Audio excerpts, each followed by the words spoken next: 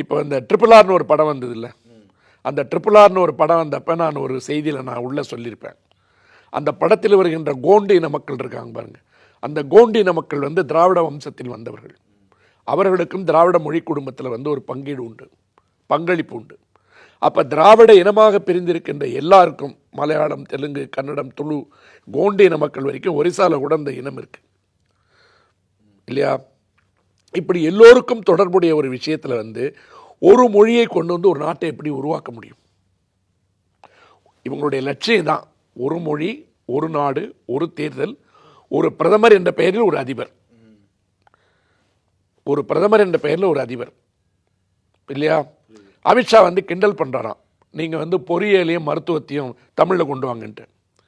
இந்த முயற்சியெல்லாம் தமிழ்நாட்டில் நடந்து ரொம்ப நாளாகுது, அமித்ஷாவுக்கு தெரியாது. ரொம்ப நுட்பமாக பார்த்தீங்கன்னா நீங்கள், இவங்க வந்து தமிழ்நாட்டில் வந்து இதை வந்து மிக பிரபலமாக இந்த பிரச்சாரத்தை செய்து கொண்டிருப்பவர்கள் பாரதிய ஜனதா கட்சியில் இருக்கின்ற பிராமணர் அல்லாதோர்களை வைத்து கொண்டு நடத்துகின்ற இந்த பிரச்சாரத்தை பின்னால் இருந்து இயக்குபவர்கள் பிராமண கூட்டம்.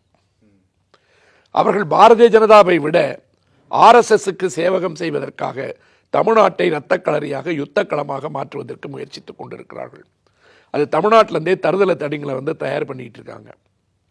அந்த தருதலை தடியர்களுக்கு வந்து என்ன தெரியறது இல்லைன்னு கேட்டிங்கன்னா, நாம் நமது நாட்டில் இந்த நேரத்தில் நம்மளுக்கு மொழிக்கு எதிரான ஒரு யுத்தத்தை நம்ம வச்சுக்கிட்டே நடத்துகிறாங்கன்றது வந்து இவங்களுக்கு தெரியல. என்ன கையெழுத்து யார்கிட்ட போய் வாங்குறீங்க? சாக்லேட் கொடுத்த கதையெல்லாம் வந்துருச்சு இல்லை, பள்ளிக்கூடத்தினுடைய மாணவர்கள்ட்ட போய் கையெழுத்து வாங்குறீங்க, வெக்கமா இல்லை?